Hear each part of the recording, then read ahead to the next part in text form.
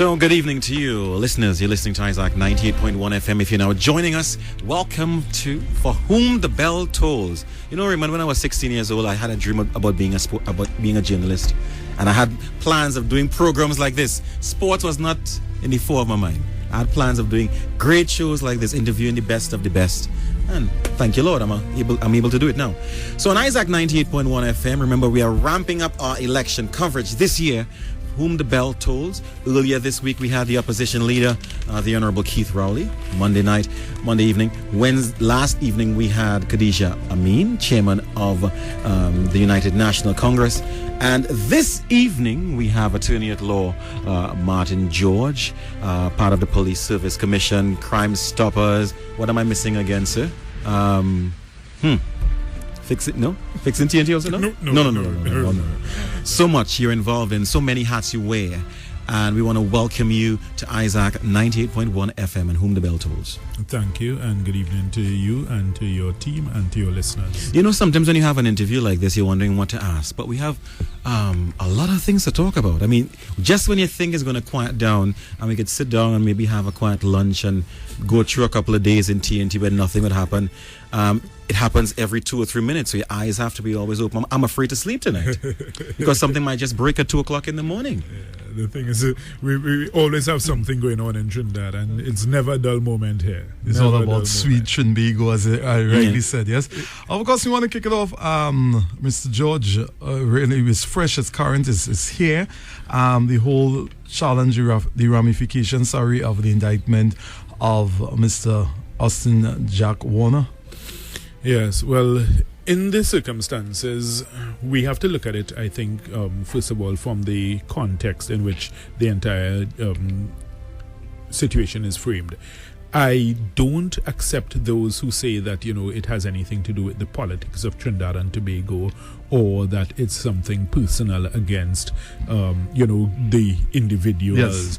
I think it really is something on a bigger scale. Okay. And when one looks at the fact that the major swoop was done in Zurich, where many of the FIFA executives were already gathered, then it's clear that it was timed for that purpose to ensure they get as many persons as possible. So first of all, you want to debunk that idea of it's a personal attack. Yeah, but maybe the challenges coming across or come by in terms of the speediness, in terms of the Attorney General actually then you're talking local. Yeah, local. So I think that's what people kind of thinking, well, maybe it could be political in its nature, because this morning he was on the morning program. He said he didn't really see any evidence or any sort of evidence, but he went on to cooperate. So you would help us with the process. Okay, well, the thing is, in terms of that aspect, there's nothing particularly alarming about that, because in other words, the request comes from the requesting state for a provisional arrest warrant. Yes. All right, and then the law provides, under the treaty, under the Extradition Act, you have 60 days thereafter whereby the requesting state can then provide the information and evidence upon which the charges are laid. So they don't have to provide it? No. They have 60 days to do it. No, evidence, no. But what they would provide initially would certainly be the charges. Right. Okay. Because you must ensure, first of all, that the charges are ones which fall under the Extradition Act of Trinidad and Tobago, in that they are amenable to extradition. Yes. You can't say you want to extradite a man for stealing 2 mangoes or a pair of slippers, if you understand. Yes, Yes. They must be fairly serious offences, and they must carry certain minimum terms of imprisonment or punishment, so that they can immediately be considered. So that information has to be sent. Failure to provide the evidence in 60 days, then what? Well, of course, if you don't provide the evidence in 60 days, that's the end of it. You can't seek to extradite the person, because, in other words, you can't want to extradite me and not have the evidence upon which it is based. Yes. Well, what ramification it carries? Because to me, you will have put me in the light out there, something, my character, things that my soul, to speak, my good name. Right. Well, the thing is, because extraditions are based on treaties which you enter into with cooperating states, there is a basic understanding that you don't usually make that type of request lightly. Right. So in other words, the US won't play. That's right. There's a sense of responsibility which goes with it. So in other words, if it is that you are making that request, then the the accepting state has to assume that first and foremost you have done your homework and that there is some credible basis for you making that request. Yeah. So what do you expect to happen over the next? I mean, we have 60 days possibly, but what do you expect to happen over the next couple of weeks? And froing? I would imagine that, Mr. Warner, I mean, we have, a glorious body of precedent that has been set out by the very famous Ish and Steve cases. Yes. So I think Mr. Warner and his legal team will be looking at every single avenue that has been laid out in those cases, including leading right up to the judgment of Justice Ronnie Budi Singh, who gave the ultimate judgment that said that he is quashing the arrest warrant, right, for extradition, which was issued by the Attorney General. And as a result of that decision where he quashed it and the subsequent decision of the then Attorney General to not appeal or challenge that decision, that basically has put an end to that aspect of their extradition. I think one of his reasons for doing that is that he felt that no U.S. law was violated via the request for the extradition. No, I don't recall that from reading the judgment. What I saw in terms of one of his reasons would have been that he said that, look, there appeared to be sufficiency in the local prosecution of the similar offenses that could be undertaken. So in other words, it then came, according to his decision, to a question of jurisdiction. Yeah. You're not escaping entirely.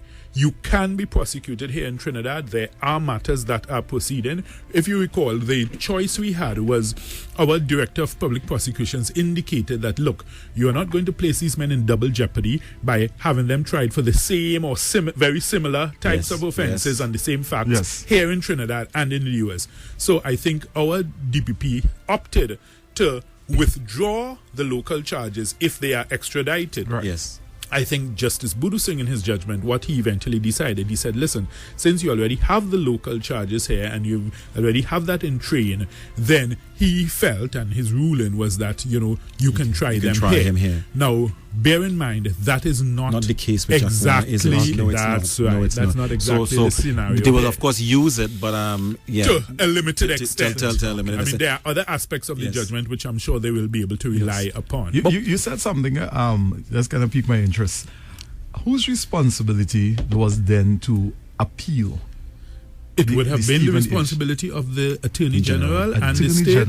And, it appeared a very surprising decision at the time that the Attorney General chose not to appeal. Very surprising. The reasons he proffered, he said that it didn't appear to make sense to challenge these two individuals who appear to have very deep pockets and who can carry on with appeals, ad infinitum, ad nauseum. So he took that decision. But, it makes one wonder, is it that you are suggesting these two individuals had deeper pockets than the entire state of Trinidad and Tobago? Well, Mr. Jack said when he went in, he had deep pockets. I guess he still has deep pockets. So. But what does this say about our nation? For example, Mr. Warner, we've been hearing rumors, stories that was written. Andrew Jennings, Lasana Liber, different people been talking about Jack Warner. For years since I'm growing up, you're hearing things about him.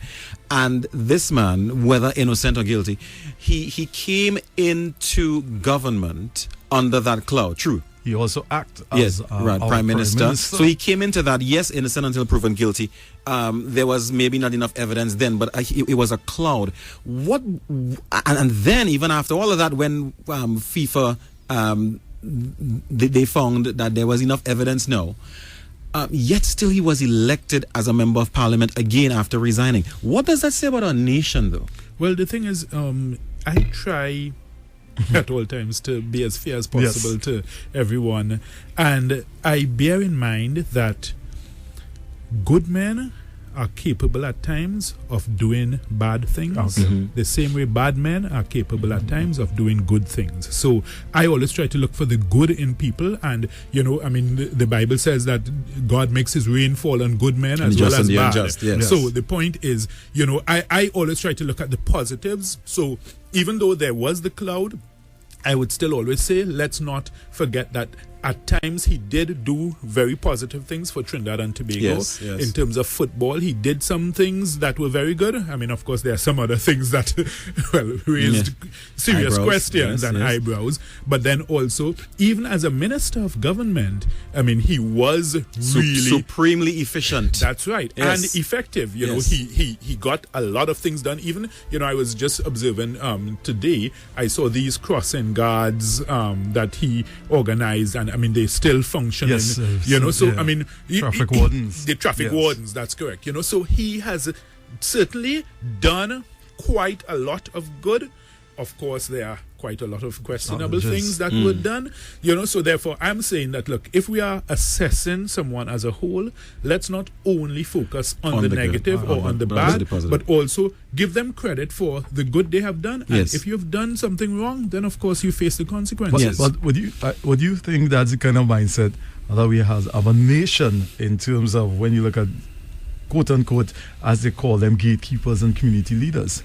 Well, the thing is, I would say that we have to always, I think, try to emphasize the positive and the good in people. Because, you see, unfortunately, we have a tendency in Trinidad to try to vilify people, I think sometimes unfairly, and maybe without... We either go black or white. There's no middle ground with us. Without trying to bring the positive out. So, you know, I mean, even, as you say, the, you know, gatekeepers, community leaders, whoever they are, I mean, of course, there may be many things that they're doing wrong, but I would never give up on people, because if I do that, I would be giving up on Trinidad and Tobago. Yes, sir. I always believe in the good and the potential of our people and our place and our country, and I would want us to see our leaders show a better example and thus help to lift the general ethos and the general spirit and mood of the nation.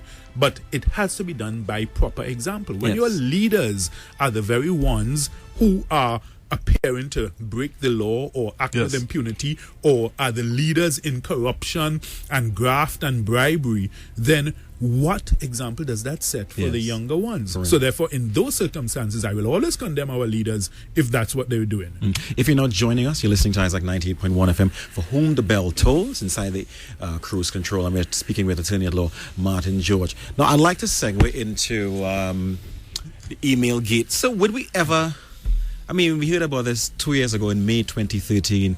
Opposition leader Keith Rowley brought it to the Parliament, and since then it's been going on. Would we ever find an end? Would we ever come to an end with this? In your opinion, where is it at this point in time? Well, I think it's in a total mess at this stage, with the greatest of respect, because I think there is a massive credibility crisis surrounding the Integrity Commission right now, and there's no good way out of it when you look at it, because when you have your former deputy chairman, and I want to just correct some misconceptions and misinformation which I think has been out there in the public.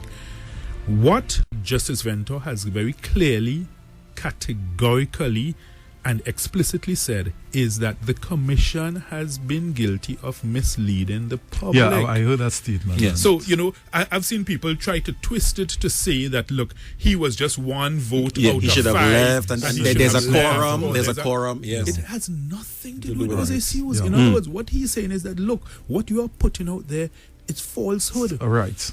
As the Integrity Commission, I have no part of that. I will not be. And so that's a totally different thing. So what you're saying? Anything about majority vote? So what you're saying is, it's not a case of three of us on the Integrity Commission, and I disagree vehemently with you. I walk and with away. Raymond. It's not that. It's not that. The content that's not what he's saying. He's saying when they said that the investigation is complete, that is not true. And he said he challenges anybody to dispute or discredit that. So far, nobody has come forward to dispute. So do you think the entire that. commission should resign? Well, the thing is, it's not just a matter of that they should resign. The point is, I think that if they don't, the president, I think, should ask. In a conundrum. Yes. In that, while he doesn't want to appear to have another commission collapsing, I don't think he can ever foist this commission, don't care who you add. On anybody. Yes. As the vilest of sinners. If you were to get John the Baptist to join the commission,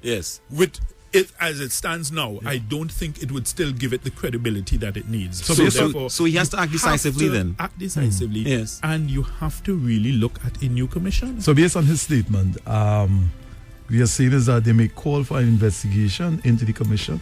Well, the point is, you see, and that's why I say there's no good way to end it if you want to retain this present commission. Because the only way they can refute what Justice Vento has categorically said is for them to now delve into the bag of dirty linen and bring it out. Throwing dirty linen and probably throw in some modern Justice Vento to try to discredit him. So by saying I didn't do anything wrong, once you start that mudslinging, there's no good end to it, especially for an integrity commission, where integrity is supposed to be your hallmark, your watchword, the very, modus operandi by which you function. So the Prime Minister really cannot claim victory yet in this case. Well, it was always premature, with the greatest of respect, to be trumpeting this even in the Parliament or on the political platform. I have expressed the view. I mean, respectfully, I'm not a politician, so I don't know how politicians think or function, but I've expressed the view that ought not to have been a platform type issue to be campaigning about it and proclaiming victory when you knew for a fact that the Integrity Commission had not yet completed their investigation, and more importantly, the police service, to whom you yourself had referred the matter, had not yet completed their investigation. But why is it taking so long? I mean, I guess we're not a patient society or whatever, or maybe we require too little of our leaders. But why is it taking so long for this to wrap up, though? Well, the thing is, from what I have heard from the police service, they have said that they require more information from Google and some of the internet service providers. I am not quite sure what their request was. I was a bit confused or concerned when I heard that they said they got back boxes and boxes of documents from Google, because I didn't understand that the query should have been of that nature. I would have thought it would have been a simple thing. Boxes and boxes. Email addresses. Were these emails sent from these addresses using your server to those addresses? That's a yes or no question as I see it. But they said they got back so much material from Google and they were sifting through it. So I'm not a policeman, so I have to defer to their greater logic and wisdom, as to how they, treat with these issues. But it certainly doesn't do the nation any good for it to be dragging on like that at all. So if the email address, right, not verified by Google, but the content in terms of the investigation should bring about some matter of evidence. For instance, like the planting of the device at the DPP office and whatnot.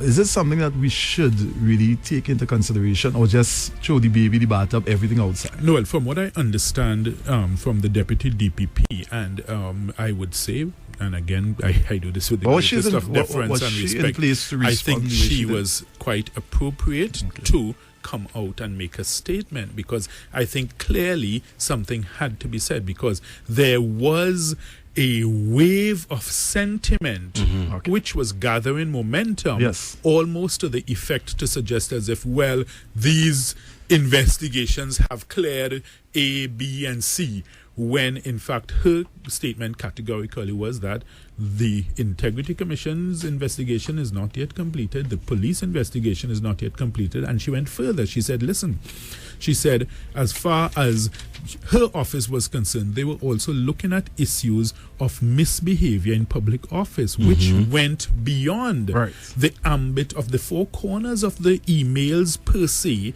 as to whether, well, okay, this was a genuine email or not. But in other words, suppose there is something here which reveals upon further investigation that there actually was some conduct by public officials which was questionable, or which was, something that ought to be investigated as to criminal offenses. I think that's what she came out and said. So that sense of momentum, was it in a sense to justify the suspension of the opposition leader from Parliament? Well, I'm not sure that it necessarily was for that purpose. I think that it certainly was for a self-vindicatory approach. So in other words, I am vindicating myself and I am getting people to get onto this bandwagon and buy into this, so therefore there would now be this popular sentiment to suggest vindication.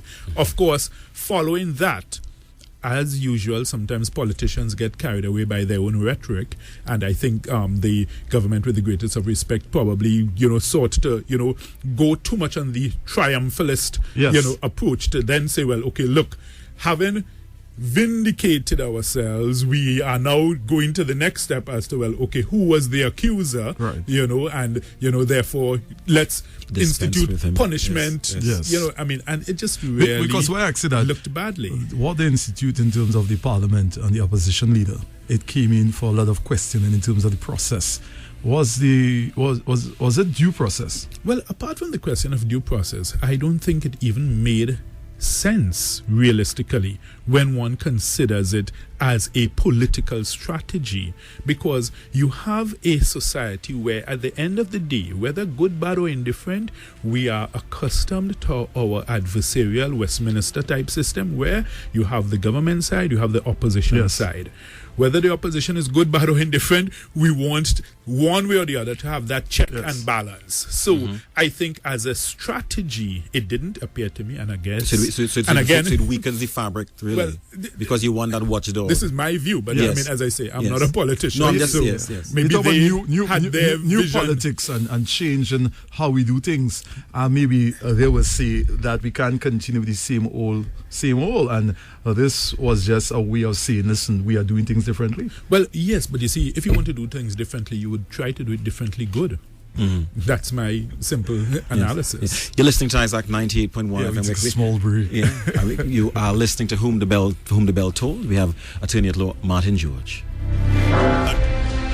George is our guest on the Cruise Control. For Whom the Bell Tolls. Issac 98.1 FM's election coverage segment on the popular afternoon drive time program. Join hosts Kern Tyson and Raymond O'Keel at 6:30 p.m. as they probe Martin George on the recent rumblings in the Integrity Commission, the suspension of the leader of the opposition, the saga of Jack and jail, and much more. It's all happening on the Cruise Control. Issac 98.1 FM, inspiring families, inspiring you.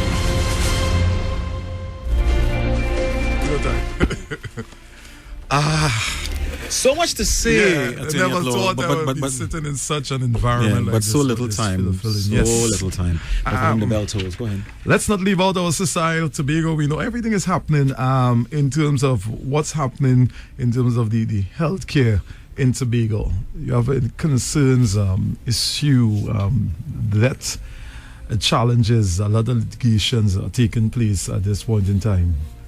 Health in Tobago. My concern is for healthcare in Trinidad and Tobago generally, because I think that our standards, while we have excellent healthcare specialists, that's undoubted. I think we probably have some of the best and brightest in the Caribbean. The point is our systems and procedures and maybe our institutional, frameworks are what create the problems. So we need to understand that. Yes. So my criticism of our healthcare system is really of the system more than anything else. It's not criticism of individuals, because individuals can make mistakes. But who makes the system up? The system is not something that is not living and breathing. We create the system. If I have a business and I have a system, you come in here, you operate under that. It's a living, moving thing, isn't it? Well, I think the major flaw in our system is the RHAs and the way they function. And you would realize that actually some of the senators, particularly among the independent senators, they have taken up that challenge to say, look, we need to look at fixing that. But to get to the specifics, in terms of Tobago, there is a serious problem at present in terms of the quality of care that is being delivered. And again, it comes down to a question of the systems and procedures. We have had quite a few matters recently whereby we've had to initiate litigation and be able to force results from the TRHA. In fact, today we won judgment in the matter of the maternal death of Licia Shepherd and her baby Anjani Shepherd, where they both died at the Scarborough General Hospital on 31st October last year. Now, the thing is, that case has created quite a bit of attention because the TRHA itself came out and said, look, they are going to have an investigation and a report. They brought up a very high-powered team from Trinidad. They spent lots of time, lots of money. A very voluminous report was produced, and to date, the TRHA, in conjunction with the Tobago House of Assembly, are refusing to release that report to the public. All right, we are here. We are chatting with Attorney Martin George. Do you have a question? Do you have a concern? And you want to give us a call now? 622-1981.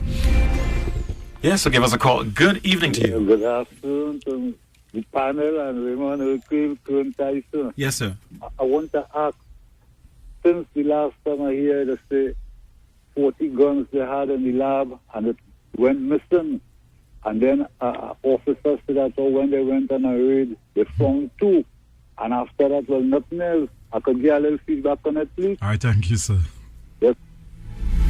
Okay, well, I mean, as to an update from what the police are doing in terms of that, I am not able to say. But the point is that scenario is just reflective of a much bigger issue in terms of our security apparatus, our national security apparatus, because you have situations where people are actually able to take things from the Forensic Science Center. There's also another scenario that occurs where you have exhibits which are ordered by the court to be destroyed. Apparently, the evidence we are getting is that sometimes that does not always occur. Right, let's we take your calls again. Good evening to you. Good evening. Yes, sir. About this email. Could you turn your volume down, please? Volume. Thank you. Or move away from your set. Yeah. No, we're still getting some feedback, I'm sir. not a savvy kind of fella, but I Yes. want to find out about this email thing. Can it be fake? Sir, we are getting feedback. Yeah. Okay, we don't want to cut you off. What's your question again? Can an email be faked? Well, I would think the answer to that is obvious. Yes, sir. Yes, I've somebody sent fake emails. People can hack into your email and send. Somebody hacked into my wife's email and said that they told that she was in Ukraine. Okay, he said she was in Ukraine. I didn't know. Yes, it can be. Somebody can use your account to do this mischief. Yes, sir. Yes. Right. So, no. Well, it can be traced anyway. Okay. Okay. All right. Because the poor lady was in Ukraine. She was actually lying next to me in bed, and she was in Ukraine. Yes. It's really. I just spoke to a good friend of mine, and then he's trapped somewhere in foreign, and he needs X amount of money. Send something that in Turkey. Some money, so you have to be very careful. It is possible. Yes.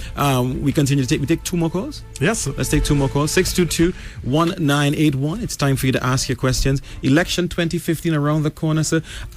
One of the challenges I have in TNT, and I'll take that after the call.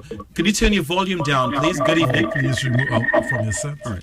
One of the challenges. Yes, ma'am. Go ahead. The man who called before concerning the email, I would like him to go to the intelligence and find out everything you want to know. Thank you. No. He had to ask. There's no silly question. You just have to ask questions. That's how we find out things. You ask questions. 2015 elections. All right, hold again. Good evening to you. Good evening. Yes, sir. Gentlemen, as we live in these last critical days, you'll hear a lot of things that is coming out. And I would say this again. A gentleman reported that he got some things in his mailbox.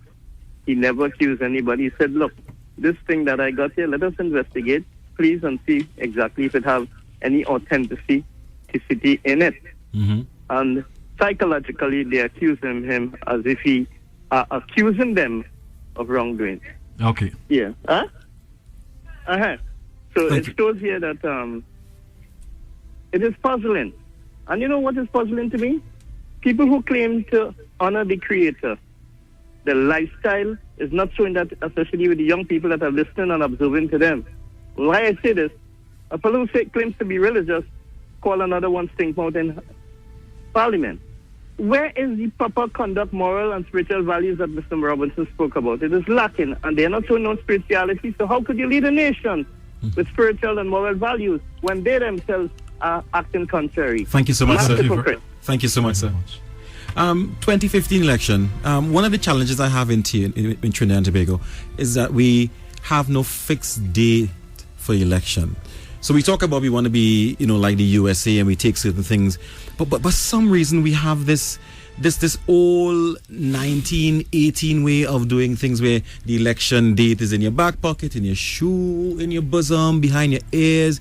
When would we be able to really stop this nonsense of not having a fixed date for elections? So right now, we've passed the date, and this is not just this government. It's happened in the past where the date still is a huge secret. Are we going to move from that soon, sir, you think?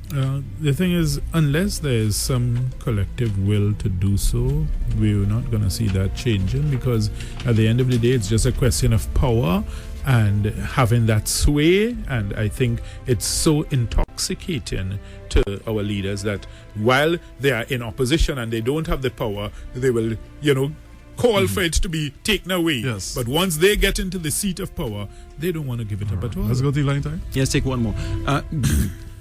Good evening to you. 6221981. Good evening to you. Yes. Yes, my dear. Talking about what you call this Security of Tenure Act. I have two questions. One is, if people squatting on state land, they could get security of tenure. But if people happen to squat or have a false claim for private land, and somebody apply now to be owner of that land, stating that they have possession or they were on the land for all that time, is it legal, according to our law, that even the state, for the state to give anybody who is squatting on private land, or is it also legal for the state to give a squatter or a false claimant a possession of private land? I am asking, or I'm wondering if that could happen. But if, according to whatever evidence and so, I don't think that the state should be able to give any private land ownership, or what they call something possession to private land. They must have an original owner. Thank you so much.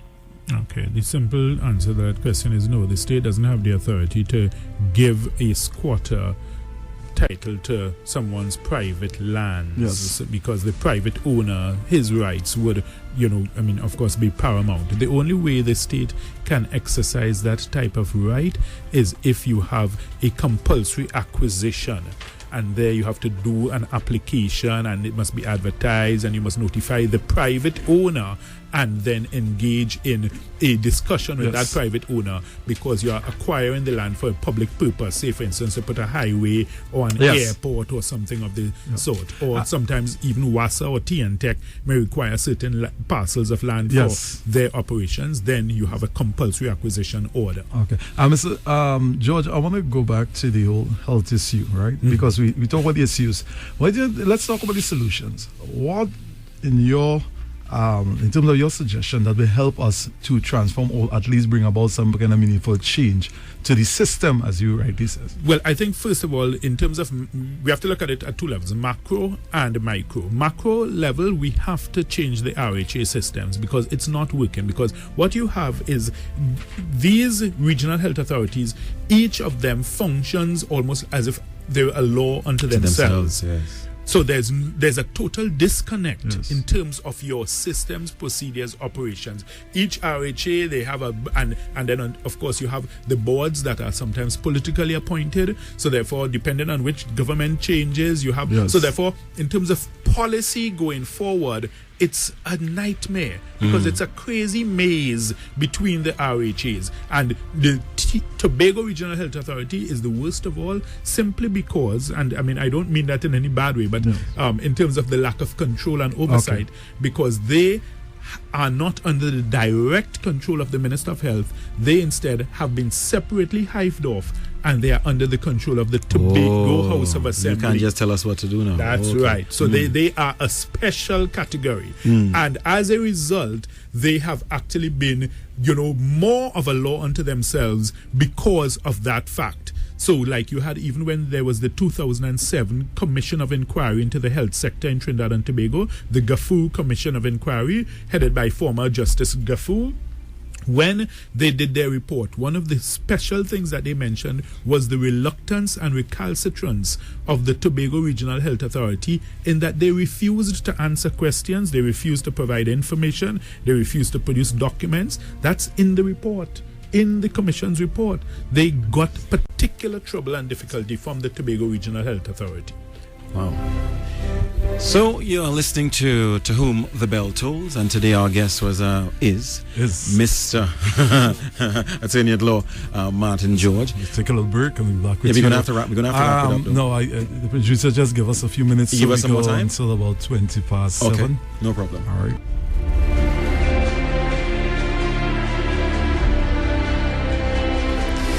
To Whom the Bell Tolls. I'm enjoying this, I must say. And Mr. George, thank you so much for your patience, and thank you for being so forthright. Willing to answer very quickly. My program manager is complaining that I'm not asking tough enough questions. Maybe I'm all punched out like Pacquiao. I don't know. Election 2015. I was listening to my producers Pacquiao whispering. had an excuse. Yeah, but but maybe I have one too. Maybe my intellect has been damaged slightly. I don't know. You want to go to the lines? So I can't punch. Before we go to the lines, though, I want to ask about election. He was whispering to you off air about the survey, about a third of our electorate not wanting to vote. Yeah. Now, it's an obvious question. The question is why?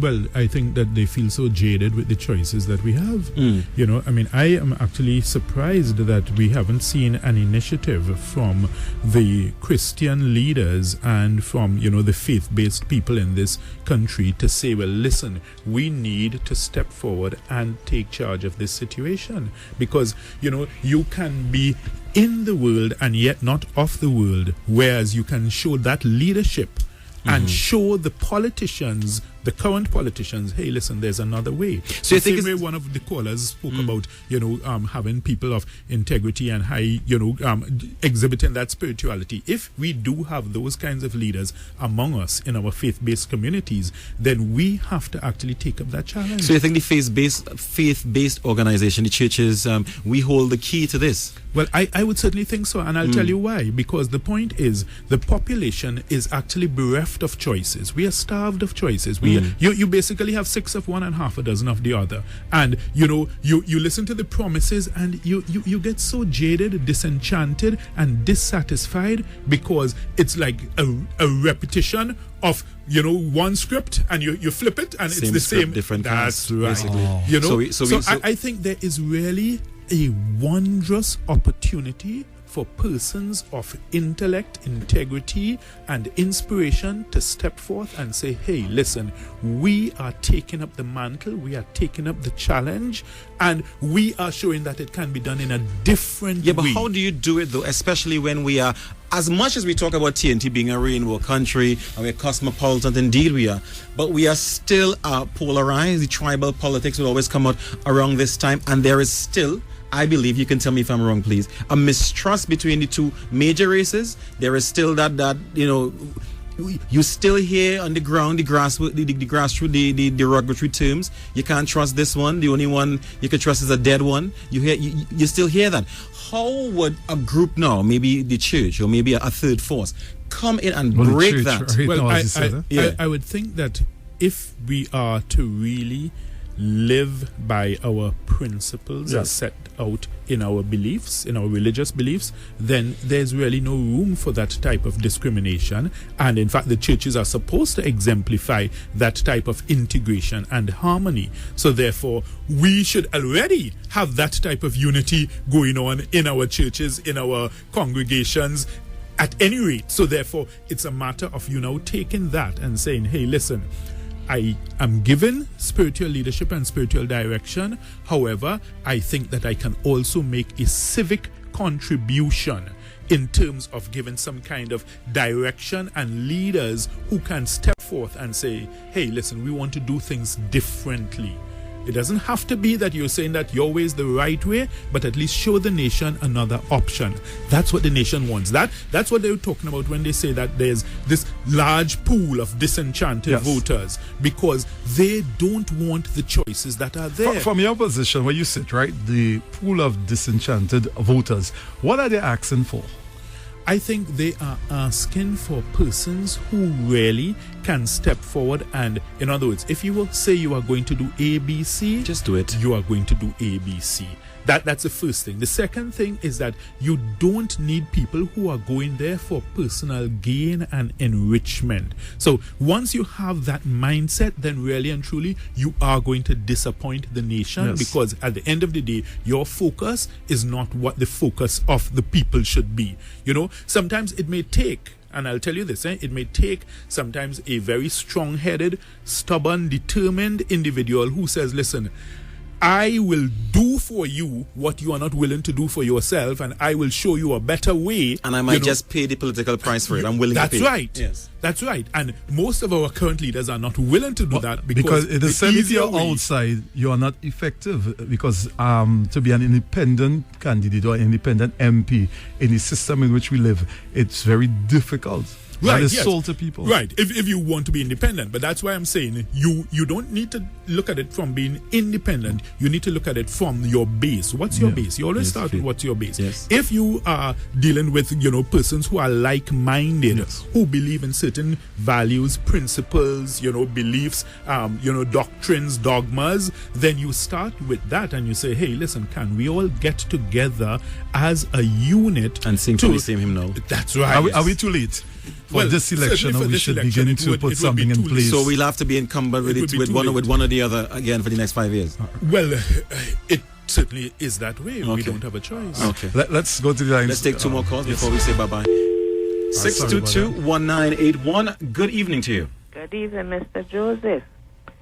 If when one government come into power, some breaking down other people churches, could you trust people at all?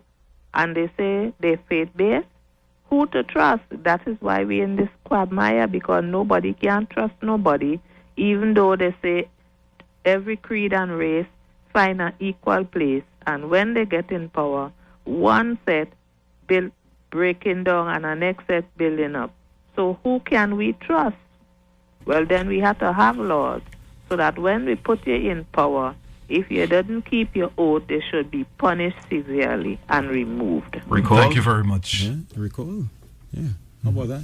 Who'll be strong enough? Who would have the gumption? Who would have the fortitude to give the nation the power of recall? The power of recall. Who would really do that? Because it could be self-defeating. Yes, it could be a war. Good evening to you. Yeah, but second round.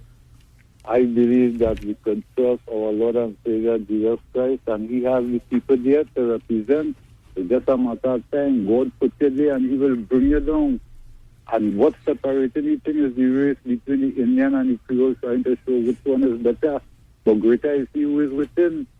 All right, thank you very much. Thank you very much, Mr. Eastman. Hi, good evening. Good afternoon. Hi, good evening. As the woman was saying before, there's supposed to be laws. Yes. When you come into a government, you keep the formal thing that you made going on, right? Jack, right? When he came into government, he did not say, well, let me get rid of all the plans and projects. What he did, he called the engineers around. He said, okay, what you all have here, we could work? All right. and he put things on the table and he implemented. Now these that we breaking down, we building again. Yesterday this woman was on the air, right, Miss I mean, yes. I asked about the government pension. Government pension come from Treasury, right? She answered yes, but she talk about the Ministry of the People, Social Welfare. Them don't do with government pension. Because I asked after people work so long, they waiting 2 and 3 years, 1 and 2, 3 years for the pension. Treasury, I could have no money. It went to audit, it come back from auditor. Now it's there in Treasury just to pay, and you'll find 2 years government pensioners who work for 36 years, 40 years, 25 years. We are suffering. You're supposed to make it to the 23rd, and you make that, and now you're suffering to get what is yours. All right, thank you very much, Gordon. Yes. Who would put the pensioners suffering? Yes. My mother is crying the same cry right now, actually. 36 and a third. No pension yet. All right, Tayo, we'll take a final call, all right? Yes, take a final call before we wrap up. Good evening to you. I've been listening to you all for a while. Yes, my dear. Good evening to you. Good evening to you. Hi, good evening. And from my observation, I am looking at Dr. Rowley is trying to make that effort of change. If you observe in his selection of candidates, he has been sending his party groups, the constituencies, to come and go, and look for the best choice. I think if we look at his approach with much prayer and much dialogue, we can and will get the change that we are looking for in terms of all the government institutions in this land. And I really cry out as a believer, as a citizen, as a pensioner, for us to really rally around him and give him that opportunity to make that dynamic change, which is so greatly needed in this. Thank you very much. Thank you so much. Campaign has begun. Yeah. Horse race, it's begun right here. And Isaac 98.1 what a FM. witty one, yes. What a way to end it off. Thank you so much, Mr. Martin George, for coming in. Thank you for your patience. Thank you, sir, for really taking the time.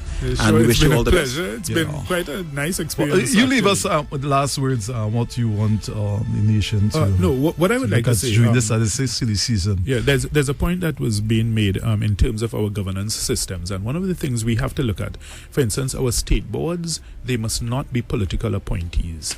We have to change that. Okay. So in other words, we have to set up, I would think, maybe a statutory commission, the same way you have the service commissions, set up a state board commission that appoints these people, and it has to do nothing with your politics, your race, your religion, nothing, and therefore you have that continuity in terms of programs and ideas. Because I understand what the caller was saying in terms of, every time somebody different comes in, you just try to debunk everything, and you start, we've seen it with the OPVs.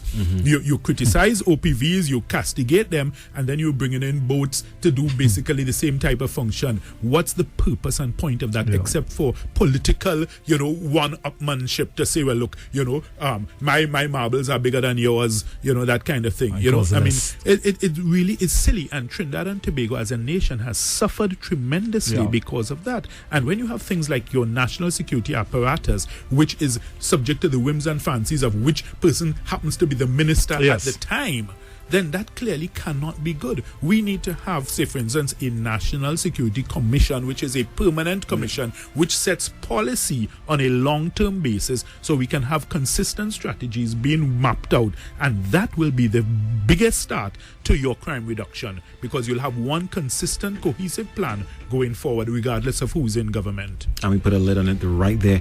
Thank you so much, Attorney at Law Martin George. Join us again for tomorrow inside what we have, What's on Your Mind, with Nicole Larson, Noel, the Professor Richards, and Brian Carter. And stay locked on to Isaac 98.1 FM as we ramp up our coverage, as we up the ante.